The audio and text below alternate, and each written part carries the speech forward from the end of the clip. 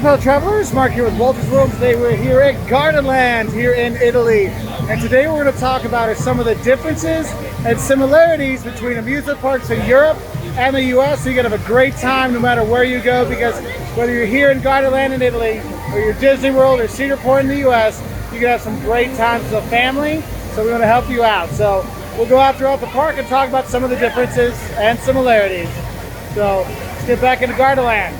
So one of the things that I've seen is different between amusement parks in the US versus amusement parks in Europe is in Europe you tend to have the parks a lot closer to town. Like they're almost integrated into the city. For example, if you go to Isla Magica in Sevilla, it's in Sevilla. It's like part of the town, which of course limits how much it can expand, but it's right there, which makes life a lot easier if you're looking for something just for the day.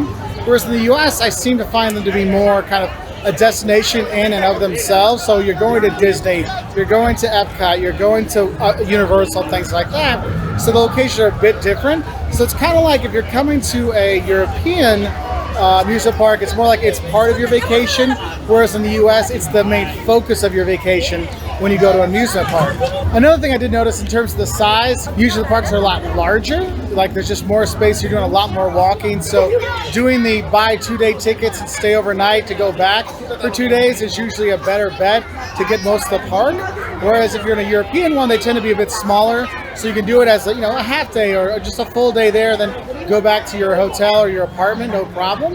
That is one thing I have seen. Now, not every single one is like that. There's some smaller ones you can do in the US. There's bigger ones like here in Gardaland where you can go and spend multiple days riding all the rides. So there is that. And in terms of accommodation, when you come to these places, in the US you have a lot more of the resorts, like the on-property properties on the Disneys and stuff like that. And some of the places here do have that too in Europe. For example, Gardaland has hotels in Gardaland and right next to Gardaland. But a lot of times I kind of find if you're going to a European amusement park, you're going to go stay in the city and then you happen to go to the park. So you're staying at more normal hotels. Things are geared towards tourists that are going to see a city versus tourists that are geared towards going to the amusement park.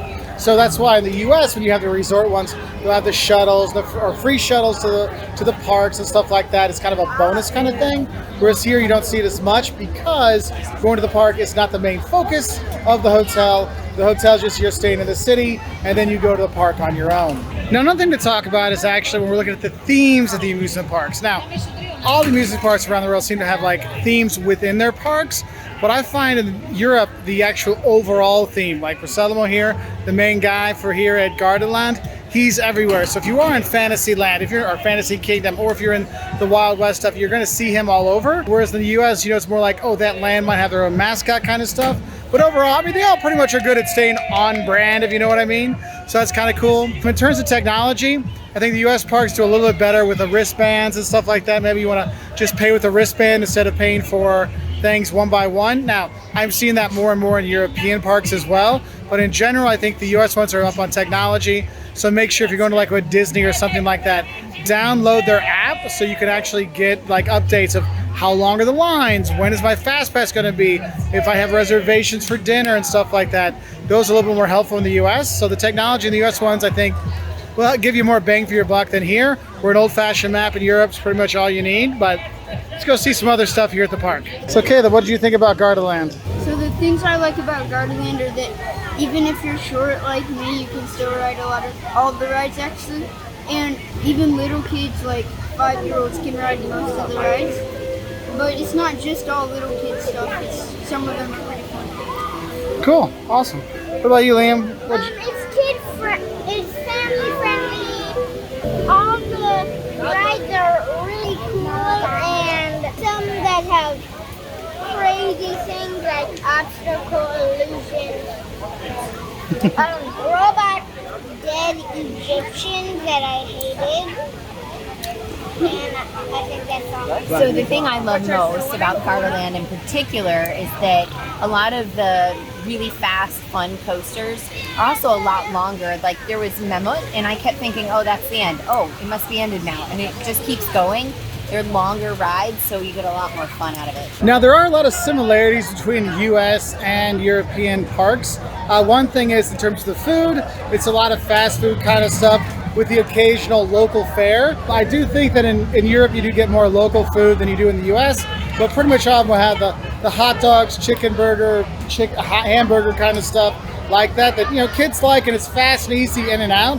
So you do have that. Another thing I will say is they do have similar is you have a lot of the games that are the same that you have basically no chance of winning, but you're going to shell out extra money for. And I think that's one thing to talk about in terms of, in general, U.S. parks versus European parks is the price. I find European parks significantly more affordable as a family to go visit than going to a Disney or a Cedar Point or going to Six Flags or something like that, or Kings Island and stuff, you know, those kind of ones. Because here, it's almost like, well, we can go as a family and still enjoy it versus worried about how much are we going to spend when we're there. And so a lot of them just have the, you know, one entry fee and you can ride the rides. But of course, all of them have these extra games you can play for extra money, you know, like the €5 for 2 shots on the basketball things. So you do have that. Another thing that's similar is if you want to pay the extra money, you'll see the fast pass kind of things to skip the lines. So again, you can get those to skip lines. I do recommend if you're going to one that only lets you have a few of them, use those fast passes in the afternoons so you can like use them when it's really more busy, because just like everywhere in the world, wherever you go, the morning is always easier to get in lines. Like we were on one that was only, you know, 1 minute wait when we first came in, and now it's 45 minutes wait to do that. So you do have that, okay? What's up, buddy? So Liam, how do you like Gardaland so far? Good. Good? What ride have you liked so far? The water one? I like the mammoth more. All right. So something that we've noticed in adventure parks and things in Europe compared to the US, these are a lot more family friendly as far as height requirements and stuff. And don't get me wrong, there are always height requirements, but they have more rides that small people can ride than maybe they do in the US. Like most things are like 1.10 to 1.20 for your minimums. And Liam, who's 8 and not terribly tall, he's able to go on almost every ride, either accompanied or not. But it's really great because they have more rides for more people.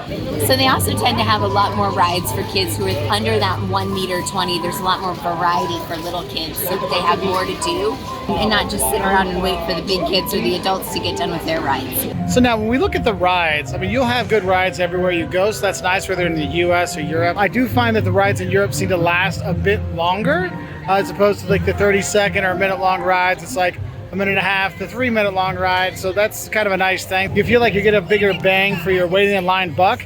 And yes, lines are the same thing everywhere, they suck. So don't worry about that. But like I said, there are the fast passes and stuff like that, or the Gardaland Express or something like that, or wherever you're at, there will be something you can pay extra to kind of skip lines occasionally.